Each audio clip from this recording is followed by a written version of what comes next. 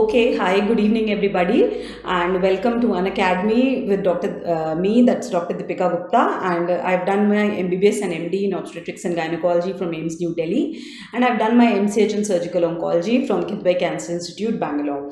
For those of you who are seeing me for the first time, so this is not exactly an academic session, and I've titled it as the Winning Six, and I'll be discussing also a few topics that you should be revising one day prior to the examination.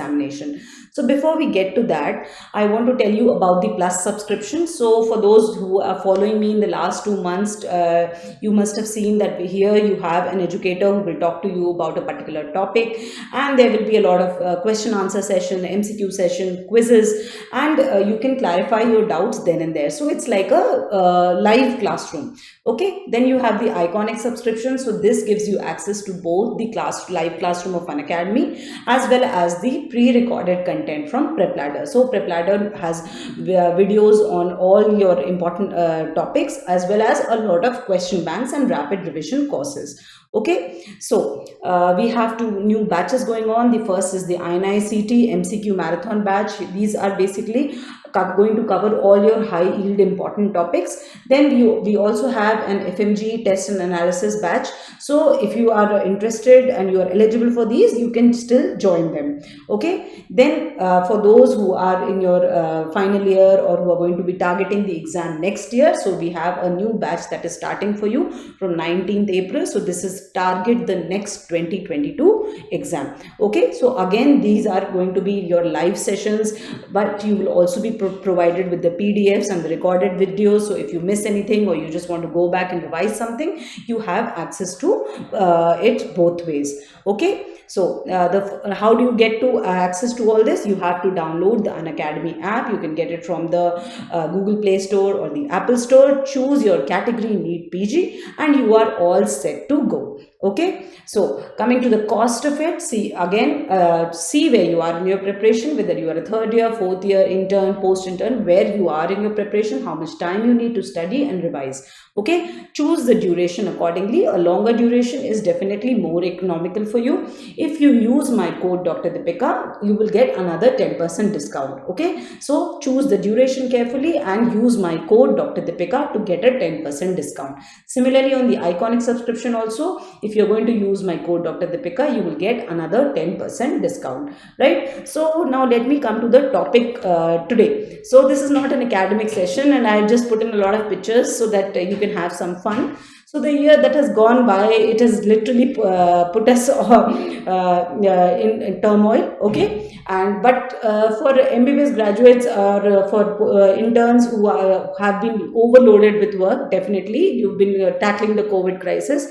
But there is a bright side to it. Since you were studying, everybody was also locked in. It's inside their houses. It's not like everybody was going around and enjoying, but you have been really studying. Okay, so there have been while the world was doing all this, what were we doing? We were studying. Okay, so we were sitting on our laptops and we were just trying to follow through the new method of teaching of online classes, and I hope that we at Unacademy have made it a little easier for you. Okay, so now, but you have prepared for this, you have been gearing up for this, all your postings, all your this whatever time you have dedicated, you put in to prepare for this exam. So but now is the time. So you have 2 days left and the day of the examination, which is very, very crucial. So this is the time to follow our Captain Cool and hit the winning six. Okay, so last minute revision, we have 2 days. So I'm assuming you have Friday and Saturday. Okay, you have your 19 subjects, or for those who like to keep the last day free, you have Thursday and Friday. Okay, so you have 19 subjects. So how are you going to divide it? So you can assume 1 hour per subject. That's all you can give, right? So maybe some subjects who are of higher weightage, you can give 1.5 hours, but nothing more than that. So close the subject when the scheduled time is over. So what can I revise in 1 hour, or what can I revise in 1.5 hours when these subjects are so voluminous and I've been following them for 1 year or 2 years, I've been reading them. So revise the basic classifications, the definitions, okay, the things that you are supposed to mug up, the criteria. So suppose, example, GDM. So in GDM you have so many values, right? So you have a GTT value of 92, 180, 153. So these are the things that will not come, might not come to your brain offhand. So you need to look at them one day before the exam. Okay, then suppose, what are the absolute contraindications to pregnancy in heart disease? So these criteria might not come to you on your spinal level, so you need to look at these before you go for the examination. So classifications and tables are the thing you need to focus on. Okay, management of many conditions, particularly medical conditions, will come more naturally to you, because if you have understood the concept and the subject. Now in 2 days you cannot go on revising what is the management of this, what is the management of that. That you actually have understood, and you will be able to do it in the examination. So definitions, criterias, tables and numbers are the thing that you need to focus on. Okay, now suppose, what about these previous year's questions? So we tend to focus a lot on the previous year's questions, which is a good thing because it tells us what are the topics that are in trend right now. Okay, so but we have done a lot of previous year's questions. Now we don't need to go through the same questions again and again. And one thing is, you also get a little too biased just if you are going to see the previous year's question just one day before. But again, then why have I kept it here? Suppose you are feeling too overwhelmed. Okay, you feel that I'm not able to revise, I don't remember this table, I don't remember these numbers. Then go through the previous year's question, just one paper, 10-15 questions, and it will help to boost your confidence. Okay, so in that case scenario, yes, previous year's questions, because I'm sure all of you by now know these questions at your tips. Okay, otherwise if you're comfortable revising your classifications, definitions, tables and numbers, you don't need to go through the previous year's question in the last 2 days, because I want you to go with a fresh mind for your examination. Okay, so I want to tell you what are the things that you should revise in the 1 or 1.5 hour that you are going to allot to obstetrics and gynecology. See, gynecology, very important is gynec-oncology, right? Because they are going to ask you what is the staging. Okay, they are going to give you one scenario, directly they are going to ask you what is the staging, or they are going to ask you this is the stage, how do you treat, right? So you need to go through the staging, you need to go through the stage wise management. So stage wise management is something which we might be familiar on our own, but staging we tend to forget. So staging cannot be left behind. Okay, why a little focus on CA vulva? Because it has been in a trending topic in the last 2 years. Okay, CIN, it's an always perpetually confusing topic. Till now also, if I have to answer a question, I like to go through the charts. So yes, the management of CIN, ascus, LSIL, just go through the flowchart. Okay, then comes your male infertility. So again, now numbers are there here, a lot of numbers, semen criteria and azoospermia. See, examiners are also becoming very smart. They don't want to ask you about female infertility, they'll ask you about male infertility. Okay. Another new trending topic, OHSS. Okay, you have to know everything about OHSS. So if you are not very comfortable with the topic, just please glance through the tables that I have discussed with you in the class. Okay, or if you have your own notes, some notes you have made through this preparation, best is to go through your own notes, right? Because they are very familiar to you and you will easily remember them during your examination. Okay, then you have contraception. So now we cannot miss contraception. This is an exclusive obs and gynae topic. So contraception, failure rate, names of these procedures. Okay, Irving method and Uchida method and all these names we need to remember. Then COCs. For some reason everybody loves COCs. Yeah, so we cannot go wrong in this. Then what about laparoscopy and hysteroscopy? See, these are the upcoming things. These are very